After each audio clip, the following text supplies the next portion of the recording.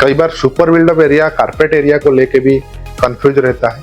जब small size residential plot RERA approve plan pass वाला, चाहे वो आउटसाइड स्मार्ट सिटी का हो या इनसाइड स्मार्ट सिटी का रेसिडेंटल प्रोजेक्ट हो या कमर्शियल प्रोजेक्ट हो, किसी प्रोजेक्ट का ऊपर अंदर आप निवेश करते हैं तो आपको जो साइज सुनने मिलता है वो सुपर बिल्डअप एरिया साइज सुनने मिलता है। अब उस सुपर बिल्डअप एरिया में आपको जो एक्चुअल मिलता है वो कारपेट मिलता है।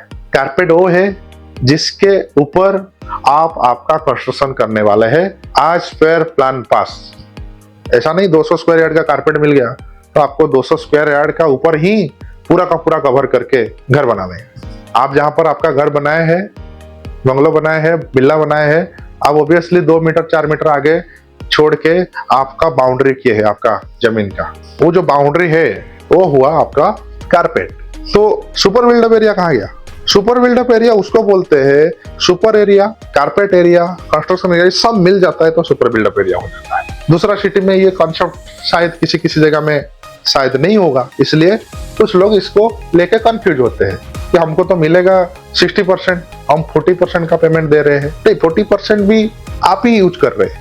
एक कॉलोनी का अंदर में जो इंटरनल रोड बना, जो कॉमन पार्क बना, जो एरिया में इंफ्रास्ट्रक्चर डेवलपर बना के दे रहा है, वो उसका एक ओवर वाली कॉमन परसेंटेज, वो जो लोडिंग है 30%, 40%, 35%, ये कॉलोनी का अंदर सारे प्लॉट ओनर के ऊपर डिवाइड हो जाता है, जिसका लोडिंग जैसे मैंने बोला 35% फॉर एग्जाम्पल लेके चलते हैं तो सुपर एरिया 35% अलग से हो गया, 65% आपको कारपेट मिला, तो ये टोटल दोनों मिला के सुपर बिल्डअप एरिया 100% हुआ। तो हम यहाँ पर सुपर बिल्डअप एरिया में ही डील करते हैं। आप सुपर बिल्डअप एरिया ही परचेस करके लेंगे, इन फ्यूचर आप किसी को रीसेल भी करेंगे उसी सुपर बिल्डअप एरिया के हिसाब से जाएंगे। नॉट ओनली धोलेरा, आपको गुजरात में भी, इसे अहमदाबाद में भी ये कॉन्सेप्ट हर जगह मिलेगा। बल्कि मुझे ये भी पता है काफी सारे स्टेट में है, शायद कहीं नहीं होगा, उसी एरिया का पर्सन इसको लेकर कंफ्यूज होते होंगे। बट यहाँ का जो क्लैरिटी यही है। तो ये सब चीज जानने का बाद आपको डिसीजन लेना आसान होगा, ये मैं समझता हूँ। तो इंक्वायरी करते रहिए, समझते रहिए। If serious Dholera smart city को लेके ग्राउंड में आइए। सबसे बड़ा बात है, अगर आप धोलेरा स्मार्ट सिटी को लेके सीरियस है तो ग्राउंड में आइए, किसी का बातों में खाली मत रह जाइए, क्योंकि धीरे धीरे काफी सारे चीज लिमिटेड होते जा रहा है। ये इमेज क्लियर है, लेकिन पर्टिकुलरली आप जिस चीज के साथ चर्चा में रहते हैं वो कितना लिमिटेड है, एक्चुअल उसका रेट क्या है, वो चीज को समझने के लिए आप विजिट करना पड़ेगा। हाँ, मैं समझता हूँ वहां पर पूरा का पूरा खेत है, लेकिन उसी चीज को ऑन मैप जो समझना है वो टेबल टॉक में ही संभव है।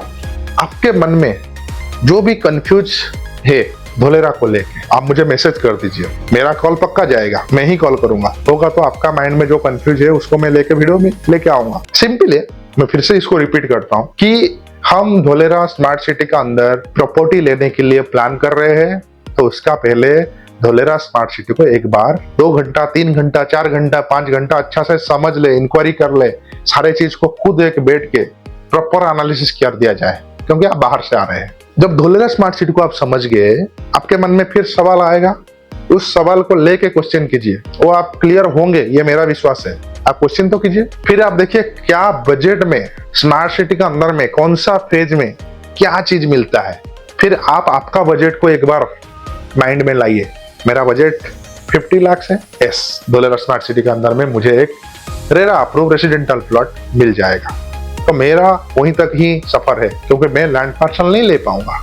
मेरा बजट 2.5 करोड़ 3 करोड़ है, तो मैं एक residential land parcel, commercial land parcel 2500 square yard, 5000 square yard, 6000 square yard location wise वो चीज में ले पाऊंगा।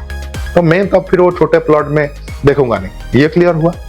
अब ये सारे बजट हमारे पास नहीं है, 8-10 लाख का बजट का बात होता है, तो डेफिनेटली हमें धोलेरा स्मार्ट सिटी के बाहर में मिलेगा, अंदर में कुछ नहीं मिलेगा। अगर लीगली मैंने बात करूं, कुछ नहीं मिलेगा। मुझे बहुत कॉल आता है, मैं बोलता ऐसा नहीं है, बाहर में आप कर सकते हैं, लेकिन आप प्रॉपरली विजिट कीजिए।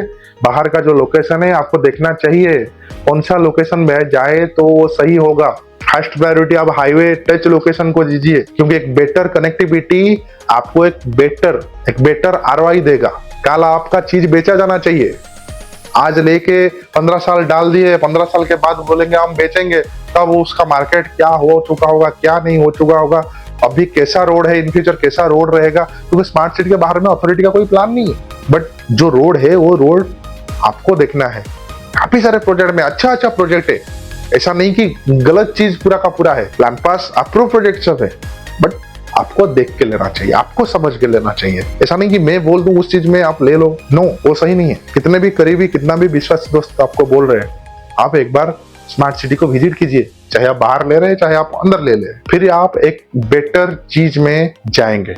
इसके अलावा और कुछ डाउट्स है, मुझे नीचे दिए गए नंबर में मैसेज कीजिए। मैं कोशिश करूंगा आपको टाइम देने के लिए, आपके साथ इस चीज में चर्चा करने के लिए। निवेश आप कहीं भी कीजिए, लेकिन निवेश एक अच्छा चीज में कीजिए, ऐसा चीज में कीजिए कल आपका पैसा एक गलत चीज में चले गया ऐसा सोच के अफसोस ना हो। एक बेटर चीज कम से कम हो। 2 लाख जो लगाया था वो 4 लाख नहीं हुआ, बट 3 लाख भी हो, लेकिन ऐसा होना चाहिए। अब बाकी जितना भी टेक्निकल चीज है मैं ऑलरेडी लास्ट 2 वीडियो में आपको बता चुका हूँ। ये सारी चीज अगर क्लियर हो जाने के बाद भी और कुछ चीज में आप कंफ्यूज रहते हैं तो मुझे बताइए।